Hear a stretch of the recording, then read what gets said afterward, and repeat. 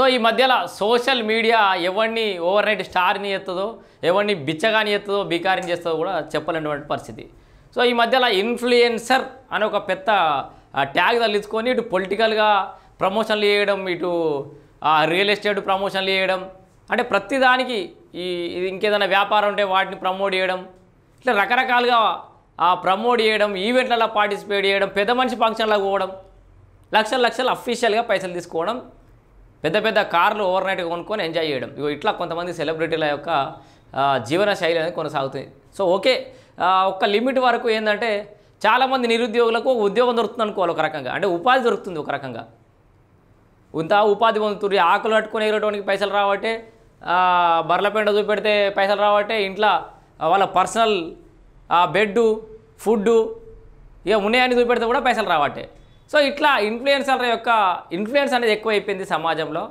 వాళ్ళ వీడియోలో చూసిన వాళ్ళు కూడా ఎక్కువైపోయారు. సరే సరదా కాసేపు పొద్దుంతా పనిచేసి వచ్చి ఆ వీడియోలు చూస్తారంటే సంతోషం అనుకోవచ్చు. అయితే ఇదే కోవకు చెందినటువంటి ఒక సెలబ్రిటీ వరుస వివాదాలలో చిక్కుకునేటటువంటి ఒక సెలబ్రిటీ. వాస్తవానికి వివాదాలు చిక్కుకోవడం అంటే కొంత కాంట్రవర్సీ. ఆమెకు అన్ని నెగిటివ్ కామెంట్లు వస్తూ ఉంటాయి. మరి ఎందుకు ఆమె కామెంట్లు చూసుకోదా, కామెంట్లతో నాకేం పని, ముందరకు పోనైతే పోతా, కొంతవరకు బాగానే ఉంటుంది. నీకు వ్యూస్ వచ్చే వరకు, లిమిట్స్ దాటినంత వరకు బయట వ్యక్తులను కానీ వ్యవస్థలను కానీ నువ్వు వాటి యొక్క నిబంధనలను వాటి పరిధిని దాటి ప్రవర్తించినంత వరకు బాగానే ఉంటుంది.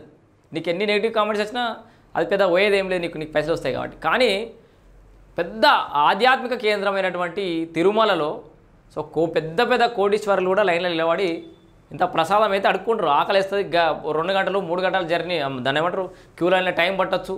ఒక్కొక్క భక్తుడు కావాలని సర్వదర్శనానికి పోతారు. అంటే టికెట్ తీసుకోకుండా దర్శనానికి సాధారణ భక్తులతో పోయే కోటీశ్వరులు కూడా ఉన్నారు. 10 గంటలు కానీ 12 గంటలు కానీ 24 గంటలు కానీ సాధారణ భక్తులతోటి మమేకమైపోయి అక్కడ క్యూలైన్లో పెట్టేటువంటి ప్రసాదం తిని పోతూ ఉంటారు. అయితే వాళ్ళందరినీ బిచ్చగాళ్ళు అనే విధంగా, బిచ్చగాళ్ళు అనే అర్థం వచ్చే విధంగా శివజ్యోతి ఇలా బిహేవ్ చేసింది. దానికి సంబంధించిన వీడియోలో ఇది. వివాదంలో యాంకర్ శివజ్యోతి తిరుపతిలో కాస్ట్లీ ప్రసాదం అడుక్కుంటున్నామంటూ కామెంట్. తిరుపతిలో రిచెస్ట్ బిచ్చగాలం. మీకు వీడియో డైరెక్ట్గా చూపిస్తా. ఇక్కడ క్యూ లైన్లో ప్రసాదం తీసుకుంటా మేము తిరుపతిలో రిచెస్ట్ బిచ్చగాలం అనుకుంటా నవ్వుతుంది, వెకిల్ నవ్వులు నవ్వుతుంది. ఇక చూడరు ఒకసారి.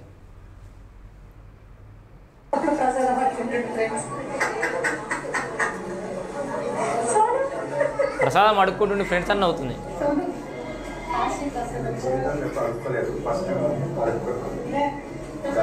జీవితంలో ఎప్పుడు అడుక్కోలే, ఫస్ట్ టైం అడుకుంటున్నాడు. దేవుని తిక్కోడు కాస్తే అడుకుంటే చేస్తాడు నిజంగానే.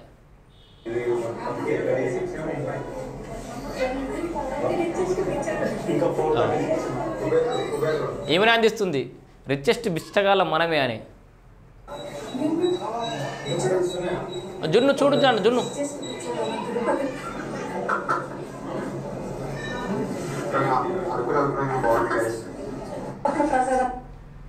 అంటే వాళ్ళు ఎంత ఇక్కడ వాళ్ళు సేవ చేసేటోళ్ళు కూడా దేవునికి సేవ చేయాలంటే కూడా పోటీ ఉంటుంది తిరుమలలో.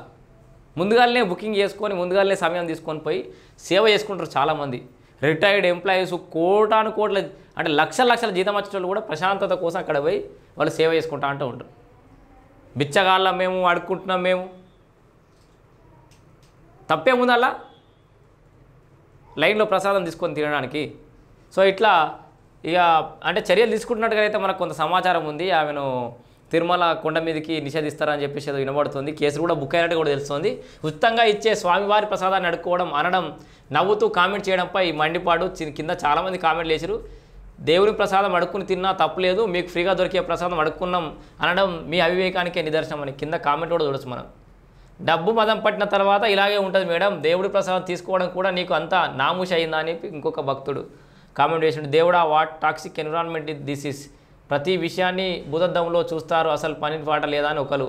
హిందూ టెంపుల్లో కోడ్ ఆఫ్ కండక్ట్ని స్ట్రిక్ట్గా ఇంప్లిమెంట్ చేయాలి, లేకపోతే ఇలాగే జరుగుతాయి. లైక్ వ్యూస్ కోసం రోత అంతా మన మీద రుద్దుతారు, మళ్ళీ చివరిలో ఇట్స్ ఆర్ ఛాయిస్ అంటారు.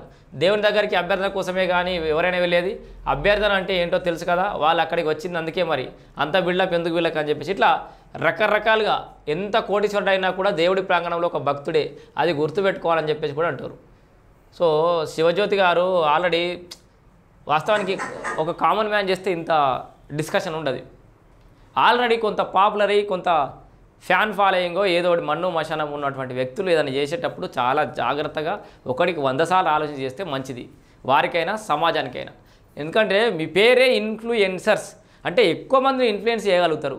మీ మీ యొక్క ప్రవర్తన అనేది కూడా అట్లే ప్రభావం చూపెడుతుంది సమాజం మీద అనేదే అందరూ కూడా ఆలోచించేది. సో మరి శివజ్యోతి గారి మీద ఎలాంటి యాక్షన్ తీసుకుంటారు అనేది దాని అప్డేట్స్ కూడా మళ్ళీ మేము ముందుకు వస్తాం.